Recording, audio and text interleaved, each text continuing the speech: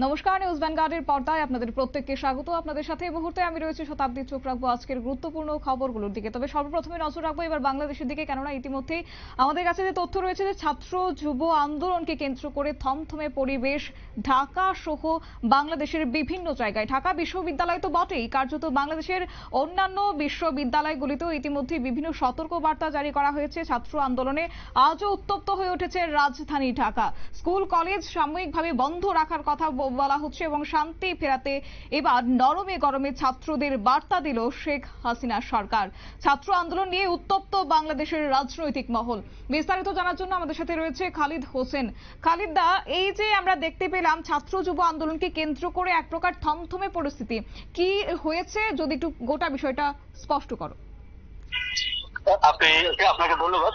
কোটা বিরোধী আন্দোলন ঘিরে মঙ্গলবার দেশের বিভিন্ন স্থানে সহিংসতায় 6 জনের মৃত্যু ঘটনায় বেশ থমথমে পরিস্থিতি দেখা যাচ্ছে ঢাকা বিশ্ববিদ্যালয়ে। হলগুলোতে ছাত্রলীগের নেতাকর্মীদের পক্ষ ভাঙচুর চালিয়ে তাদের বের করে দেওয়া হয়েছে হল থেকে। এদিকে দেশের বিভিন্ন বিশ্ববিদ্যালয়ে অনুষ্ঠিত হয়েছে জরুরি সিন্ডিকেট সভা। এরপর বিশ্ববিদ্যালয় বন্ধের পাশাপাশি শিক্ষার্থীদের হল খোলার নির্দেশ আসতে থাকে। ঢাকা বিশ্ববিদ্যালয়ে থমথমে পরিস্থিতি। বিভিন্ন হলে ছাত্রলীগের নেতাকর্মীদের পক্ষ ভাঙচুর করেছে শিক্ষার্থীরা। অনেক হল থেকে ছাত্রলীগ ও নেতাকর্মীদের বের করে দেওয়া হয়েছে। দেশের বিভিন্ন বিশ্ববিদ্যালয়ে জরুরি সিন্ডিকেট সভা অনুষ্ঠিত হয়েছে।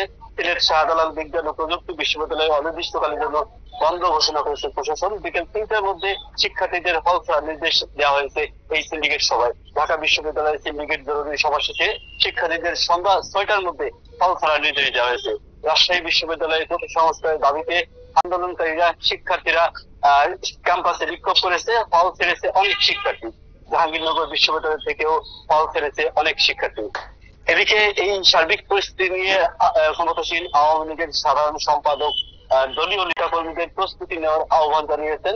আজকে আওয়ামী লীগের সাধারণ সম্পাদক ওবায়দুল কাদের বলেছেন, আমাদের অস্তিত্বের প্রতি হামলা এসেছে, হুমকি এসেছে, এই পরিস্থিতি মোকাবেলা করতে আমাদের করতেই হবে।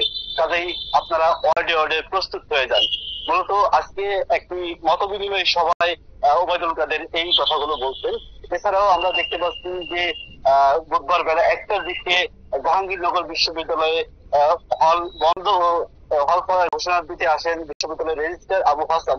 তখন উত্তেজিত শিক্ষার্থীরা রেজিস্ট্রার ভবন ভাঙচুর করে ও ভিসিকে ভেতরে অবরুদ্ধ করে রাখে।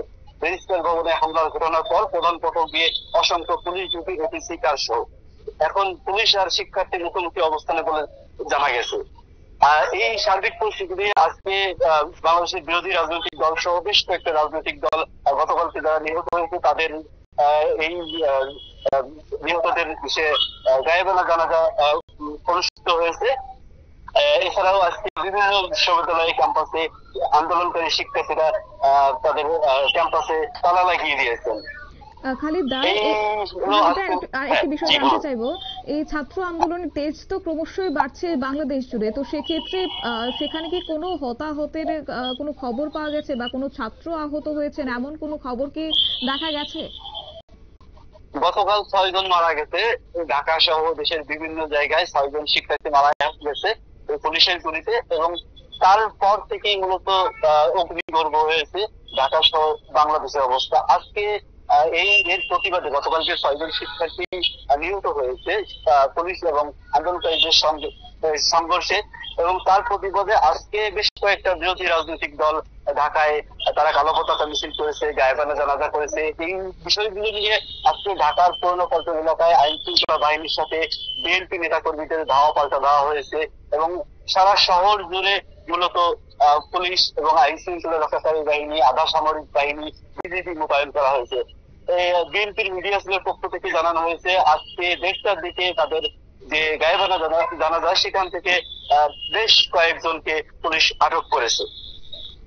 একদমই। তো সেক্ষেত্রে এই তাদের মূলত এখন কি দাবি রয়েছে, যারা ছাত্র আন্দোলন করছেন আমরা দেখতে পাচ্ছি, তো সেক্ষেত্রে তারা কি এখন দাবি তুলছেন মূলত? মূলত যে তাদের যে কোটা সংস্কার আন্দোলন, সরকারি চাকরিতে 56% কোটা আছে, এই কোটা সংস্কার করার তারা দাবি জানিয়েছেন, এবং শুধুমাত্র তারা যে শারীরিক প্রতিবন্ধীদের ক্ষেত্রে কোটা বরাদ্দ রাখার ক্ষেত্রে তারা নমনীয় আছে। এছাড়া মুক্তিযোদ্ধার নাতিদের প্রতি মুক্তিযোদ্ধাদের বাংলাদেশের যে সরকারি চাকরি সেখানে মুক্তিযোদ্ধাদের কথা সেটার প্রতি তাদের কোনো আপত্তি নাই, এবং এমনকি মুক্তিযোদ্ধার যারা সন্তান আছে তাদের ক্ষেত্রে কোনো আপত্তি নেই। তবে এখন যারা নাতনিরা রয়েছেন তাদের জন্য মুক্তিযোদ্ধার কথা সরকারি চাকরিতে বড় ধরনের বৈষম্য বলে তারা দাবি করছেন, এবং সে মোতাবেক তারা যতক্ষণ পর্যন্ত এই কোটা সংস্কার না হবে, কাঙ্ক্ষিত দাবি আদায় না হবে, ততক্ষণ পর্যন্ত তারা এই আন্দোলন চালিয়ে যাবে বলে তারা জানিয়েছে। খালিদ ভাই, এই পরিস্থিতি নিয়ন্ত্রণে আনতে প্রশাসন বা বাংলাদেশ সরকার কি পদক্ষেপ গ্রহণ করছে এবং তাদেরকে কি কোনো ধরনের আশ্বাস দেওয়া হয়েছে?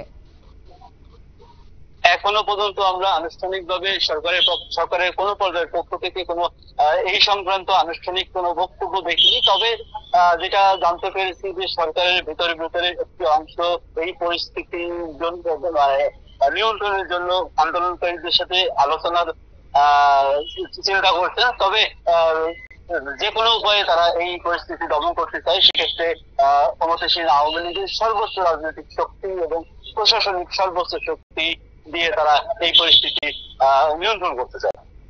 একেবারে খালিদা, ধন্যবাদ তোমাকে। বিস্তারিত বিষয় তুলে ধরলো খালিদ হোসেন, এবং এক্ষেত্রে বলা যায় এখনো পর্যন্ত কিন্তু থমথমে পরিস্থিতি কায়েম রয়েছে বাংলাদেশের বিভিন্ন জায়গায়। একই সঙ্গে ঢাকা বিশ্ববিদ্যালয় অনির্দিষ্টকালের জন্য বন্ধ করা হয়েছে ঢাকা বিশ্ববিদ্যালয়ের দরজা, এবং বিশ্ববিদ্যালয় কর্তৃপক্ষ যেটা জানিয়েছেন যে বুধবার স্থানীয় সময় সন্ধ্যে 6টার মধ্যে ক্যাম্পাস খালি করতে হবে। একই সঙ্গে শিক্ষার্থী এবং আবাসিকদের বিশ্ববিদ্যালয়ের হল ছাড়ার নির্দেশ দেওয়া হচ্ছে, এমনটাই জানানো হচ্ছে বাংলাদেশের পক্ষ থেকে। তবে ছাত্র আন্দোলন নিয়ে কিন্তু উত্তপ্ত এখনো বাংলাদেশের বিভিন্ন রাজনৈতিক মহল। নিয়ে নিচ্ছে ছোট্ট একটি বিজ্ঞাপন, বিরতির সঙ্গে থাকুন।